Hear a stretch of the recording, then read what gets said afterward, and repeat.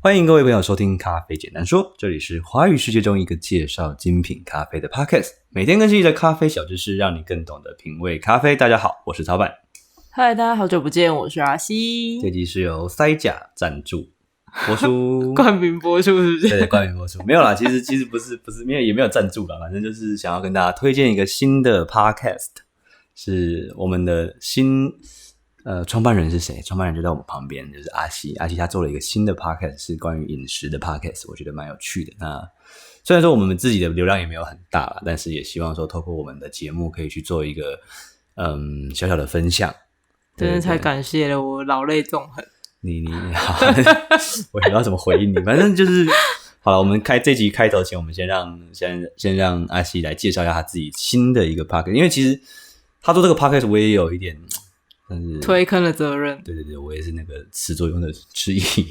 对，就是那个推坑推最凶的那个人。对，我就一直跟他说，你看我每天都在录啊，那你要不要来录啊？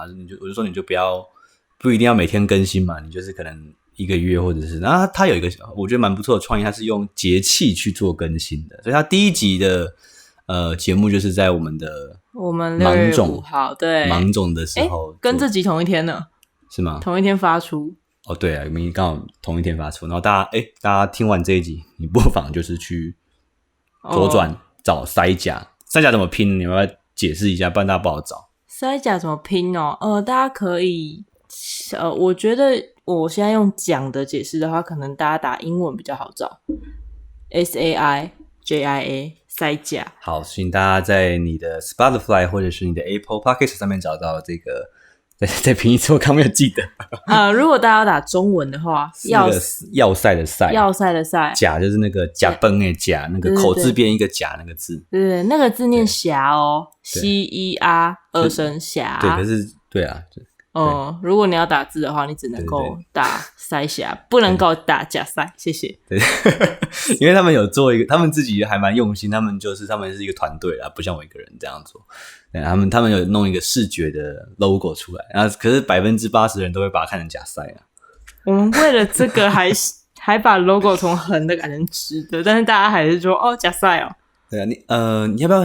因为我们的听众朋友里面有很多可能是像台语跟我一样不是那么好的朋友，所以你要不要解释一下到底塞甲是什么意思？应该很多人不知道塞甲是什么意思啊。塞甲就是贪吃啊，爱吃鬼的意思，所以塞甲贵就是爱吃鬼，贪吃鬼。那你们的节目主要是要我们服务哪些人？爱吃的人。那你们会分享什么样的情报呢？因为我们3个人就很爱吃，然后基本上3个人里面有一个是去意大利念食物设计回来，然后一个是在台湾的那个西罗酱油厂第3代，然后也是厨师。那我们就希望可以3个人来谈谈看关于食物的产地，然后还有一些饮食文化，还有我们认识的食材啊，因为有人有出过国嘛，我们好几个，我们应该有两三个，不对，3个人都有出过国，我们3个人都有出过国呢，突然发现，对，欺负人家没有出过国的，然后就分享一些关于饮食文化的部分。OK， 对 ，OK， 但其实也是尬聊啦。那你们第一集的内容是什么？我们第一集聊芒种节。对，就是24节气之一，礼拜5就刚好你听到这一集的时候，这一天就是芒种的时候。那芒种的时候你要吃什么东西可以度过炎炎的夏日，然后什么东西当季，什么东西消暑这样子。对，那我自己是知道，就是中医在调养身体的时候，都是这种所谓的冬病夏补，夏病冬补。对，所以现在这个时间点是很适合去治愈你一些冬天会出现的疾病的。的确是。对。而且通常大家夏天很容易就是狂喝冰的。对啊，吃各种冰的。像我刚刚就是吃了刚刚吃一笼的汤包配冰豆花，我那时候真的有病而且还有就是没有吃午餐，然后吃冰棒之类的，红豆牛奶冰嘛。对。你看，这就是标准的夏天会死掉的那种人。这也还好。好哦。好，那 OK。那进到主题之前，我还在打另外一个广告。说就我们金杯课程一样持续的在做招生。对，所以如果有兴趣的朋友，因为这次真的很难得找到那个叶师傅老叶来帮我们做这堂课。叶问师傅吗？不是，我不知道他全名啊，我都叫他老叶。对，老叶的课真的是很好。对啊，因为他上课也是喝过洋墨水的。对，喝过洋墨水的，就是你也很难遇到像这样的老师。对，他的咖啡的知识跟技术是直接从 SCA 的就是他的本部机构的本部的人去教的，所以那个第一手的经验是非常不同的。我还是很推荐的，就是大家如果有兴趣的话，因为这堂课原本是办给我们自己员工的。对，那后来几个学员，然后几个朋友就说：“我可不可以一起参加？”我说：“好，那我们就凑一班来开这个。”了解。因为其实，在宜兰比较没有认证课程，大家你看到就是在宜兰有认证的咖啡师，基本上都是去台北上课。我相信，我想台湾大致上也就是台北、台中、高雄比较会有这样的课吧。因为宜兰这边的学员可能学员量不够多，所以大家就比较没有这样去开课。以前也有啦，现在就比较少了。了解。所以如果能够报上这堂课的话，我觉得还蛮期待的。我觉得大家可以有机会的话可以来报名，这样还蛮可贵的机会。而且老叶，我觉得他很会引导学生，他很温柔啦。对，真的非常好尬聊。对，好，那我们进到今天的主题。今天是礼拜五，对，那今礼拜五天要的专栏是打电话问功夫。那这个年代不见得是打电话 call in 啊，反正就是你只要留言，或者是你打LINE也行啊。对，很多人会LINE问我说一些咖啡要怎么去冲煮。对，那我因为我最近时间比较紧，所以我就没有特别做节目我可能就是直接回你，就是这支咖啡都用什么样的温度去煮这样子。对。那我们今天的这集其实是要做给一个我们的忠实听众朋友叫 Anderson。Anderson。对， Anderson 在大概快要1个月前，3个礼拜前就是留言。太久了吧？对，我就一直有记得，我没有忘记，我就一直记得他的问题。我想说，好，那有一天我有时间的时候，我就来做这一期。OK。对，那我先把他的问题再重复一次。他的留言还蛮长的，那我把它念出来，让大家进入一下状况。好，他说：“曹板你好，关于影片中这一集是在讲那个巴厘岛水洗，就是我们之前有录过，快一个月前我们录巴厘岛水洗，正在喝呢。对，我们刚刚煮了巴厘岛水洗。好，他说：曹板你好，关于影片中提到水流不要太粗暴，流速不要太快，小弟最近在手冲水流的控制和方式上有些困扰。”希望您能帮忙解答和拍示范影片，感激不尽。常听到说小水疗、强水柱、流速慢等说明，小弟颇为困惑。大小水流、强弱水柱、快慢流速彼此之间的关系是什么？好，例如有办法控制注水是大水流、弱水柱加快流速吗？或者是小水流配上强水柱配上慢流速吗？另外，如果要建立粉墙，是否一定要用大水流加强水柱加慢流速等手法才能够比较好建立呢？另外，粉层的扰动跟上述的注水控制又有什么关系呢？可能问了一堆不正确的名词加白痴问题，还望您不吝指正教导，谢谢。你有听懂他的问题吗？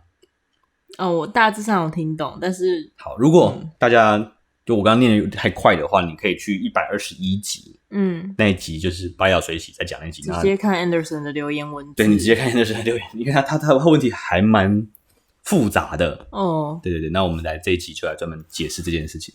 对，好，关于流速跟力道，对，大跟小、快跟慢、强跟弱。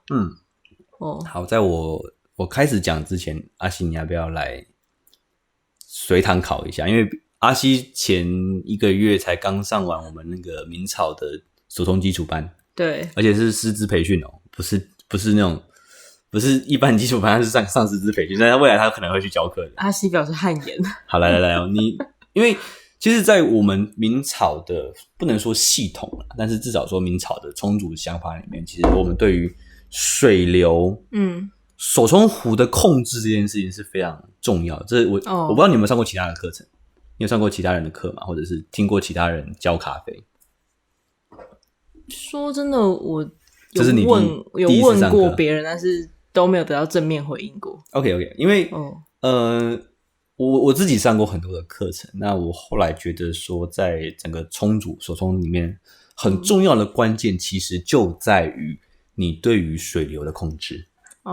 对对对，我就常常用一个形容嘛，你要想象一件事，就是你的水流其实就是你的手的延伸，你的身体的延伸，好，所以你是透过你的水流去算是抚摸咖啡粉，去温柔的把它唤醒这件事情。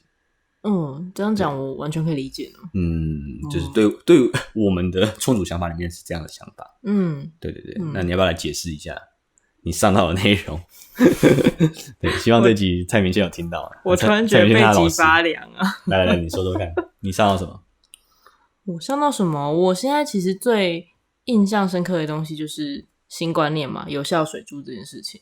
OK， 你讲到一个重点，什么叫做有效水柱？但有效水柱的意思是什么？代表说有无效水柱。对。好，我们现在解释什么叫无效水柱。有效水柱这个东西，我们先不解释。无效水柱什么意思？平常我们在煮就是无效水柱。你说平常在煮？平常如果我们没有学过咖啡的方式，我们就是青菜灰嘛。对，我问你，既然就大家可以去想一个问题，既然说你买手冲壶，一支可能几百块，贵专业一点的几千块。对，如果你的水柱就是那种普通的水柱的话，那你为什么不买一个焦哈壶，或者是买一个茶壶？对，你为什么要买一个叫做一个这么专业的叫做手冲壶的？对，它的用意是什么？如果说它跟一般的壶在倒水的状况下是一样的状态的话，你为什么要用它？我觉得应该是它能够达到我们希望的萃取的功能吧，就是你能够控制这个水流，真正去渗透到那个粉层里面去，然后是在你能够控制的那个力道或者是大小。你讲到一个非常重要的一个关键点，透这个字。对，就像我们在练习，可能我们在练习中国功夫的时候，那个透是很重要的，就是我们不是要打到人家的身体，我们要透进去这件事情。那咖啡也是这样，尤其是手冲。因为手冲咖啡当然有一些技法是真的拿搅拌棒去搅拌咖啡粉，但是手冲咖啡里面它没有一个搅拌的动作嘛，对不对？它没有物理上除了用水之外的搅拌。对。好，那咖啡粉那么厚，那我们要怎么样保证表面的粉层跟最深层的粉都有均匀的释放东西？如果在我们没有搅拌的状况下，这个时候透就很重要。对，你要让它穿透过去。如果你的你手冲壶的水流，你没有去穿透咖啡粉，那是不是代表说你只是在加水？差不多就是对，就是把水倒进去嘛，就浸泡啊。对，那就是一种浸泡式的萃取，那就不是我们所谓在手冲咖啡里面讲究的一种地域式的萃取。对，所以这件事情就是我们在整个手冲观念里面的一个核心。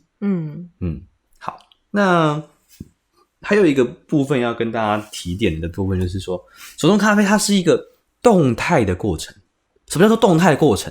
就是你不要以为咖啡粉就是它都不动，就在那边躺着给你煮这样子，不是这样子的，好不好？咖啡粉它是会吃水的，它是会咖啡粉同时间在做什么事情？排气嘛，大家都知道。可是排气的同时代表什么？它在吸水。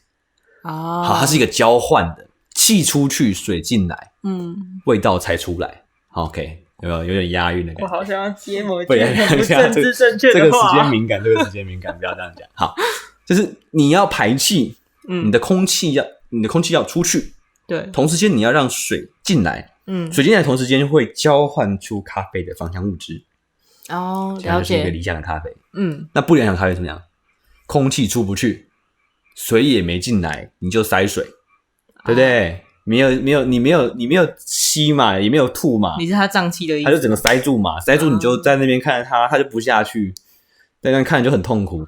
这很像我刚开始冲咖啡的时候的状况。对，所以手冲咖啡它是一个动态的过程，对，就是它会持续的吸水。那我问你，粉吸水它会有什么样的物理特质？